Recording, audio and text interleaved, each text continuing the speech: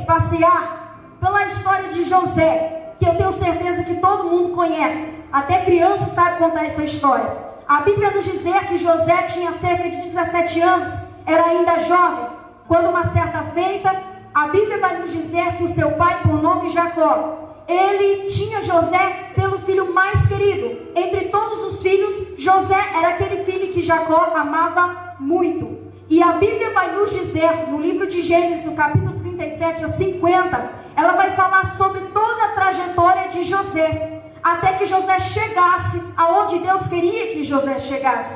E a Bíblia vai nos dizer que Jacó, por amar muito José, Jacó vai e confecciona uma túnica de várias cores. E essa túnica chamou muita atenção. E os irmãos entre si começaram a se indagar. Mas pai, a túnica era para ser para Rúben, porque Rúben é o primogênito da casa. Só que eles não entendiam que Jacó amava muito José. Havia algo especial em José que fazia o seu pai amá-lo muito. E a Bíblia vai dizer que era porque José era filho da velhice de Jacó. Então a Bíblia vai nos dizer que chega um certo dia que Jacó dá uma tarefa que aos meus olhos foi o começo de tudo que José começou a passar. Porque aquilo, como diz muitos, foi o estopim de tudo que José passou. Por quê? Porque chega um certo dia e Jacó fala assim: vão todos vocês, meus filhos, apacentar as ovelhas. E quando José estava indo, ele disse: José, você não, você fica. E ele disse: por que, pai? Ele disse assim: José, você vai ficar. Algumas horas depois, você vai até a terra de Siquém e averigua para ver se os seus irmãos estão mesmo apacentando as ovelhas. Ou seja, muitas das vezes isso acontece dentro da nossa casa. Eu mesmo lá na minha casa, nós somos em 3. E às vezes acontecia da minha mãe sair com meu pai e ela chamava os 3 e dizia assim: Leandro, vocês 3 vão ficar em casa, só que é você que vai cuidar dos seus irmãos. Eu falava: mãe, mas eu não sou irmã mais velha. Ela disse: mas é você que parece que tem um pouquinho mais de juízo.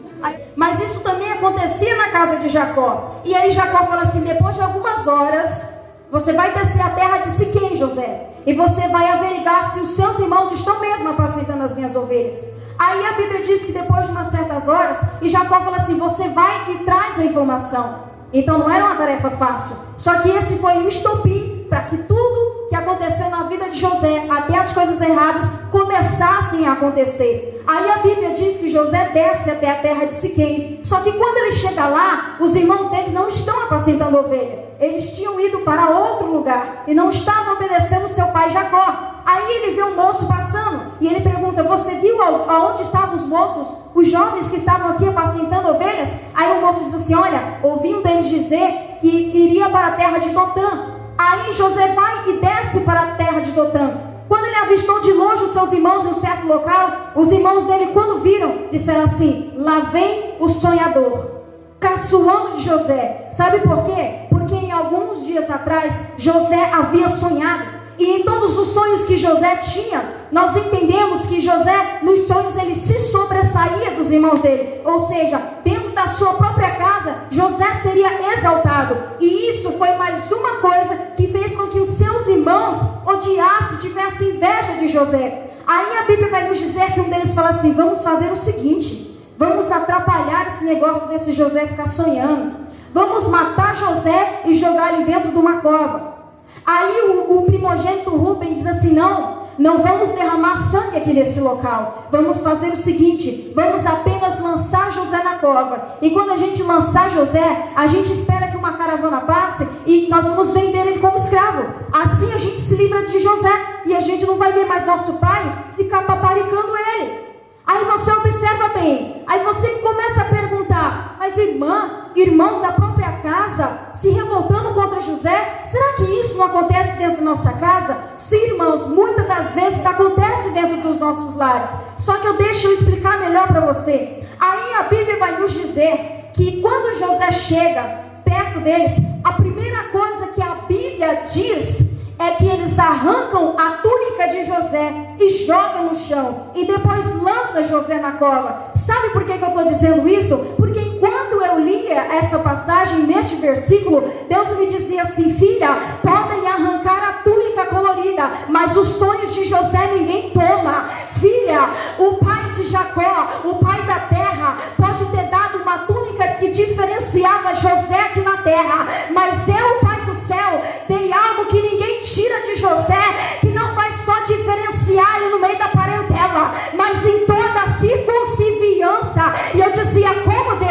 Deus me disse: fala para o meu povo que eles podem estar pensando que aquilo que foi tirado deles pode ter sido pelo controle do maligno. Eu que permiti que fosse tirado, mas aquilo que eu tirei está levando você, aquilo que Deus tirou de você, está levando você para a terra prometida, está levando você para a realização dos seus sonhos. E aí muitas das vezes a gente fala assim: mas Senhor, por que roubaram o meu carro? Senhor, por que eu perdi o meu filho? Senhor, por que eu perdi a minha mãe? E Deus está dizendo hoje: Senhor, por que eu perdi a minha casa? Por que aquele casamento não deu certo? Porque parece que meu ministério não deslancha. Sabe o que Deus está dizendo hoje? É porque as coisas que são da terra, elas podem ser tiradas, mas aquilo que eu determinei não pode ser frustrado. Aquilo que eu te dei vem do céu, e aquilo que vem do céu não pode ser quebrado, porque Jesus venceu. E eu comecei a entender Deus. Aí eu me lembrei quando no passado eu perdi a minha filha, e no momento eu não entendia. Glória a Deus. No momento eu não estava entendendo nada, mas hoje eu entendo. Porque se ela tivesse, talvez eu não tinha toda essa mobilidade, ou talvez essa facilidade de estar pregando em vários lugares, de estar indo até na casa de pessoas para fazer campanha. Porque todo mundo sabe que com uma criança dentro de casa fica mais difícil você sair. Porque a gente, quando é pai, quando é mãe, a gente se preocupa, a gente quer educar, a gente quer estar presente. Não impede o ministério, não. Mas na minha convicção, talvez impediria. Eu não sei o que aconteceria, mas Deus resolveu tirar. E Deus deixou que a túnica de José fosse tirada. Porque, agora eu vou conjecturar, imagina Satanás olhando para José lá dentro da cova, e eu vejo como se ele estivesse dizendo assim: cadê José? Vai contar os seus sonhos para os seus irmãos? Cadê José? Cadê a sua túnica bonita, que você quase que desfilava com ela no meio do campo? Mas eu também vejo como se Deus estivesse ali, dentro da cova com José, e ele estivesse dizendo assim: José, continua, porque mesmo que pareça que os planos e os sonhos estão frustrados, isso aí vai te levar para o Egito. A mesma túnica, José, os mesmos sonhos, José, que eu te dei, que te fez entrar na cova, vai te fazer sair da cova e vai te tornar governador. Deixa eu explicar para você: aquilo que está dando errado na tua vida vai te fazer chegar onde Deus quer que você chegue, porque isso é aprendizado. Glória a Deus. Quantos creem nessa palavra? Quantos estão estendendo? Quantos vão tomar posse? Oh, glória a Deus.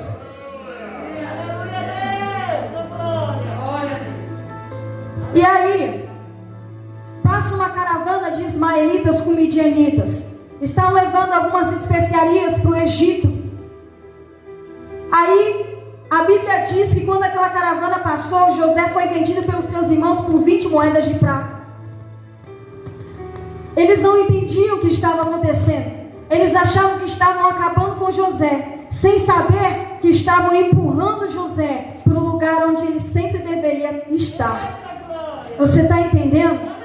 Aquilo que está te impedindo, aquilo que está te machucando, aquilo que está fazendo você pensar que os teus planos e seus projetos foram frustrados, é o que está te empurrando para o lugar aonde você já deveria estar. Aí a Bíblia vai nos dizer que levam José. E os irmãos deles falaram assim: como é que a gente vai falar para o pai Jacó? Vamos fazer o seguinte: vamos matar o carneiro, vamos tingir a túnica colorida com sangue do carneiro, vamos enviar para ele e deixa que ele decifre. Ele vai com certeza pensar que foi uma besta fera que comeu José. E assim sucedeu. José foi levado para o Egito e ali foi comprado por Potifar.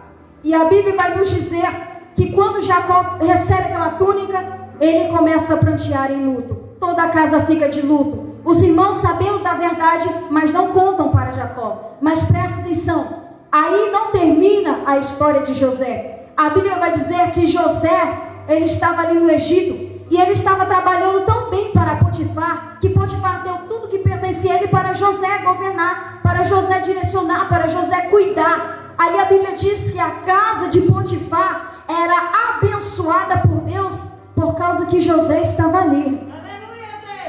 Sabe o que Deus está dizendo aqui essa noite?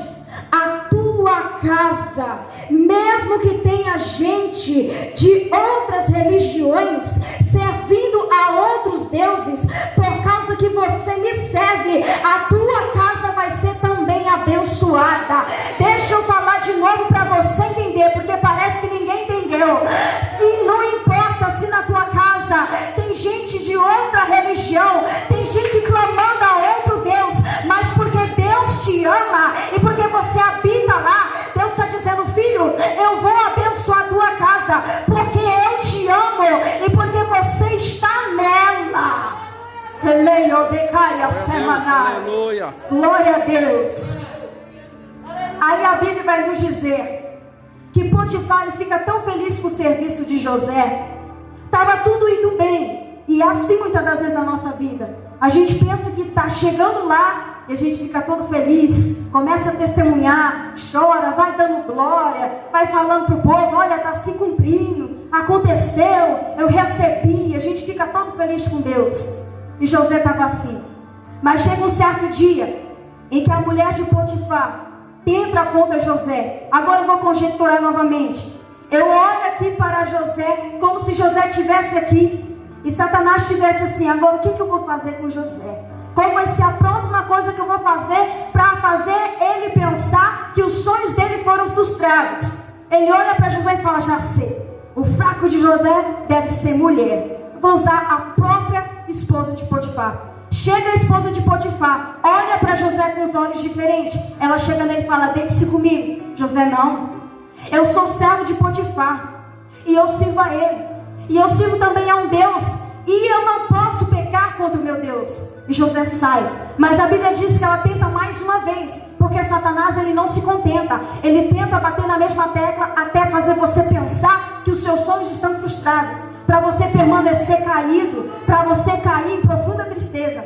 Aí a Bíblia diz que a mulher de Potifar chega novamente, agarra nas vestes de José, e quando José tenta fugir, ela grita: deite-se comigo. Ele diz: eu não vou deitar. Aí a Bíblia diz que parte das vestes dele fica nas mãos da mulher de Potifar, e ela trama mais uma para ele. Ela começa a gritar, chamando os seus servos, e ela diz assim: olha, ele estava tentando algo comigo, aquele hebreu por nome José. E quando Potifar descobre, Potifar lança José na prisão. Só que presta bem atenção. Eu olho agora como se eu estivesse vendo o inimigo olhando para José, e ele disse assim: e agora, José? Você vai sonhar tudo aquilo, aquele sonho tão lindo, você sendo exaltado dentro da sua casa? Vai continuar sonhando, José, dentro da prisão? E agora o que vai ser de você, José? E José está ali, só orando baixinho, falando com Deus. Mas eu também vejo Deus dizendo assim: inimigo dos meus filhos. Você pode ter pensado que destruiu José na cova. Você pode ter pensado que doeu nele arrancar a túnica. Você pode ter pensado que doeu nele ser vendido pelos seus próprios irmãos. Mas tem uma coisa: o mesmo sonho que José teve, que o levou para a prisão, vai ser o mesmo sonho que eu vou tirar José da prisão. Deixa eu explicar para você. Deus está dizendo aqui essa noite: aquele sonho que te leva, aquele pensamento que você tem: Deus me prometeu isso, Deus me prometeu aquilo, mas de repente você se isola, você começa a ficar triste porque você vê ainda que não aconteceu. Deus está dizendo: esse mesmo sonho vai ser a mesma coisa que eu vou usar para fazer você ter forças novamente para planejar, porque o planejamento foi frustrado, mas o sonho continua de pé, porque o sonho foi de Deus. O projeto é do homem, mas o sonho é de Deus, porque foi Deus quem prometeu e foi Deus quem te deu. Glória a Deus. E isso o inimigo não entende. Eu disse: o que significa isso, Deus? Deus falou assim para mim: filha, eu sempre estou um passo à frente do inimigo. Deus está sempre um passo à frente do nosso inimigo. Aí quando eu olhava para a palavra, a Bíblia vai nos dizer que chega um certo dia que 2 servos de Faraó vão presos. Cada um tem um sonho. E lá vai Deus usar José para decifrar os sonhos daquele homem. Aí você pode observar que no início José só sonhava. Mas dentro da prisão José começa a decifrar. Sabe o que eu quero dizer para você? Que no meio dessa jornada onde tudo está dando errado, Deus só vai aumentando aquilo que Ele te deu. Deus só vai multiplicando os dons que Ele te deu. Deus só vai multiplicando todas as armas que Ele te deu para você batalhar contra as hostes infernais. José chegou sonhando, mas saiu da prisão sonhando e decifrando sonhos. Aí a Bíblia diz que um deles teve um sonho que o significado, ele saía da prisão. E assim aconteceu. E o outro sonho, o significado é que o servo vinha morrer. E assim aconteceu. Chega um certo dia que Faraó acorda e ele sonha com as espigas, com as vacas magras, as vacas gordas. Chamou todos os adivinhos daquela região, mas ninguém conseguia decifrar o sonho. Aí aquele servo que tinha tido o sonho decifrado por José, ele chega e fala assim: olha, Potifar, eu conheço alguém que está aqui no palácio e que ele decifra sonhos. E acontece. Me conta. E ele contou o que aconteceu. Aí a Bíblia diz que Potifar fala assim: manda buscar José. Quando José se apresenta, José fala: ó, vai haver assim, um certo e determinado tempo de fome. O Egito precisa se preparar para não passar fome. Aí a Bíblia diz que o Egito se prepara. E naquele momento, enquanto o Egito está se preparando, o homem está preparando as coisas na terra para o Egito. E Deus está preparando as coisas no céu para José. O homem estava preparando tudo para ele mesmo na terra. E Deus estava no céu preparando a vitória e a honra de José. Aí a Bíblia vai nos dizer que no desenrolar da história, a família de José acontece como houve no sonho. Aquela circunvizinhança em volta do Egito começa a faltar comida. E há necessidade deles virem. Todo mundo conhece a história, eu vou resumir porque eu preciso pregar mais ainda. Aí a Bíblia diz que eles vão até o Egito. Tem toda aquela coisa com Benjamim, traz Benjamim para poder trazer Jacó. Quando eles se colocam diante da presença de José, José resolve se revelar. Lembra de mim? Eu sou aquele irmão que vocês venderam, mas eu perdoo vocês, porque hoje eu sou governador. Presta bem atenção.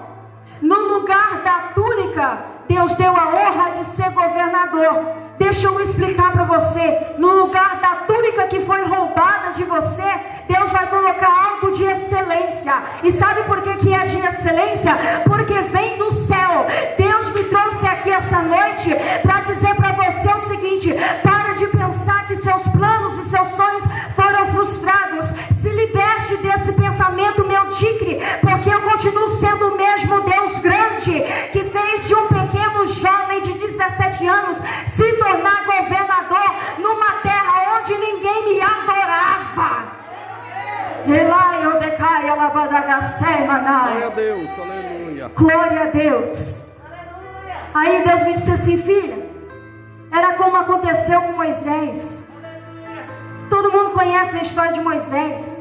A Bíblia vai dizer que Moisés nasceu numa época em que Faraó havia feito um decreto que matasse toda criança do sexo masculino que fosse hebreia.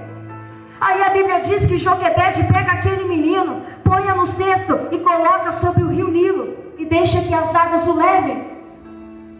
Agora imagina só, será que alguém teria coragem de fazer isso? Isso foi um milagre desde quando começou a acontecer. Parece loucura você colocar uma criança no mar e deixar que a água leve. Aí a Bíblia diz que Miriam acompanhou o cestinho e viu que chegou nas mãos de quem? De uma egípcia. E quando eu li esse versículo, é como se, eu vou conjecturar novamente, é como se eu visse o inimigo dizendo assim: Miriam estava do lado, e como se eu visse ela orando, e ela orava assim: Senhor, protege meu irmãozinho. Moisés, é tão pequenininho, Senhor, cuida do meu irmão. E do outro lado da margem do rio Nilo, é como se eu visse o inimigo dizendo assim: agora não vai ter libertador nenhum. O povo de Deus vai sofrer na escravidão até se cansar, até morrer. É como se eu visse ele dizendo: se o jacaré não comer dentro do rio Nilo, outra coisa vai acontecer. É como se eu visse ele dizendo assim: sabe o que vai acontecer? Eu vou fazer com que esse cesto chegue nas mãos da filha do faraó, da egípcia. E da onde veio o decreto que era para matar toda criança hebreia do sexo masculino? Veio do Egito, veio de Faraó. Agora, como é que Deus faz a gente entender isso? Só que na mesma hora que eu comecei a conjecturar isso, era como se Deus estivesse me dizendo assim: filha, enquanto Miriam orava do lado da margem do rio Nilo, enquanto o inimigo do outro lado dizia: está chegando na mão de Potifar, está chegando na mão de Faraó, melhor dizendo, está chegando na mão da filha de Faraó, eu estava lá de cima dizendo assim: pode estar chegando na mão da filha de Faraó, mas a minha mão é sobre a vida de Moisés, e sobre os meus escolhidos ninguém toca, nos meus escolhidos ninguém toca. Glória a Deus, aleluia. Aí a Bíblia diz que quando ela olha, tira o bebê, uma das servas dela diz assim: mas é um hebreu? Ela fala: um hebreu, vou pôr o nome dele de Moisés, porque saiu das águas. Aí a Bíblia diz que ela coloca em sua cabeça a seguinte ideia: chama alguém para cuidar desse menino. Por que ela não quis cuidar sozinha? Por que não mandou alguma das servas egípcias cuidar? É como se eu estivesse vendo o inimigo dizendo assim: agora a criança morre, ela vai desistir de alguma forma. É como se eu visse ele rodeando ali aquele momento e dizendo assim: vai ser frustrado, que libertador é nada, não vai ter libertador nessa terra coisa nenhuma. Mas Deus estava lá de cima, mexendo no intelecto daquela mulher. E quando Deus toca naquela egípcia, olha que coisa maravilhosa que Deus faz. Moisés havia sido liberto de um decreto, mas cai dentro da casa de quem determinou o decreto da matança, e ainda cai nas mãos da filha de Faraó. Só que quando ele cai nas mãos daquela egípcia, a Bíblia diz que Joquebede estava ali por perto, e ela diz: é você quem vai cuidar do menino. A própria a mãe de Moisés, agora designada, e ainda paga para cuidar da filha do Moisés. Você está entendendo? Estava dando tudo errado, podia ter sido melhor. Moisés não precisava passar pelas águas. Talvez Moisés podia ter sido um bebezinho que ia crescer ali dentro da casa de Deus, adorando, exaltando, mas não. Tinha que colocar o menino no cesto, tinha que passar por tudo isso. Quando a gente olha para isso, com certeza alguém que nunca leu a Bíblia vai olhar e vai dizer assim: isso é loucura, isso vai dar errado, agora a egípcia vai matar. Mas Deus estava lá de cima dizendo assim: o inimigo pensou que ele iria destruir os planos que eu determinei para a vida de Moisés, mas ele está muito enganado, porque enquanto a egípcia põe as mãos na vida de Moisés, eu determino a própria mãe dele para cuidar dele, porque eu sou Deus ajudador, eu sou Deus consolador, eu continuo sendo Deus forte, que tem poder sobre os céus e sobre a terra. Aí o inimigo não para não. Eu fui conjecturando até o fim. Aí Moisés começa a crescer, e Moisés era hebreu, Moisés tinha que servir a Deus. Aí a Bíblia fala que Moisés cresceu sabendo de toda a ciência do Egito. Ele se tornou um cientista. É como se eu estivesse vendo o inimigo olhando para Moisés dizendo assim: ele se libertou, né? Conseguiu salvar a sua vida, Deus salvou ele, mas eu vou fazer com que Moisés seja enganado pelos outros deuses que tem no Egito. Eu vou fazer com que Moisés conheça toda a ciência. Você já percebeu que quando a pessoa começa a se aprofundar nos estudos da ciência, ela começa a duvidar de Deus? Ela começa.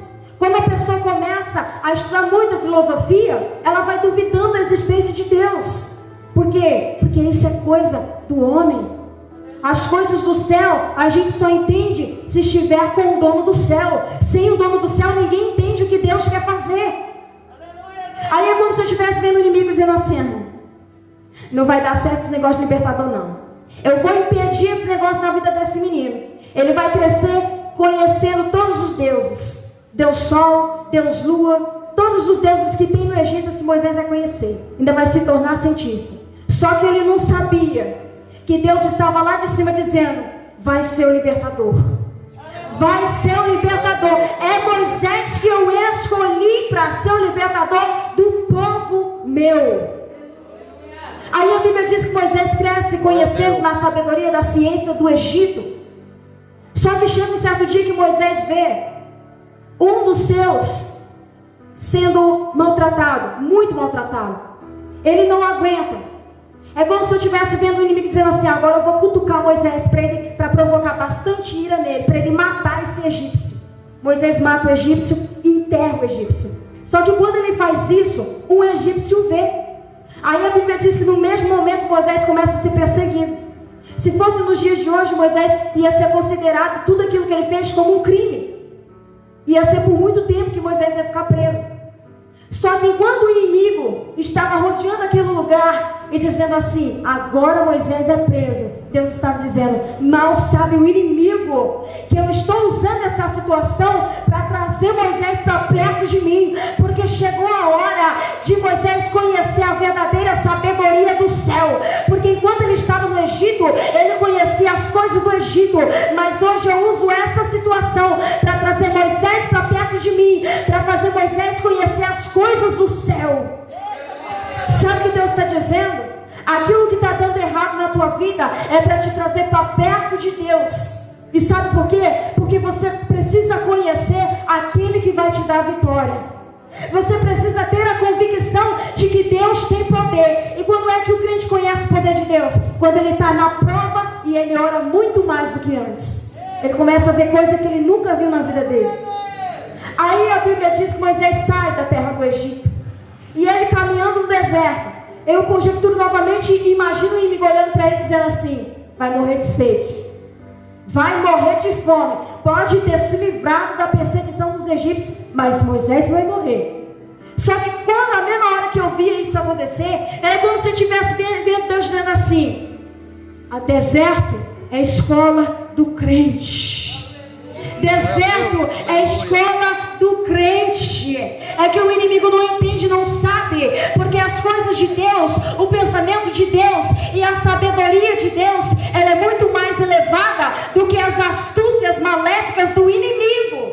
Só que tem hora que a gente não entende e fica atribuindo uma glória para o nosso inimigo que ele não merece.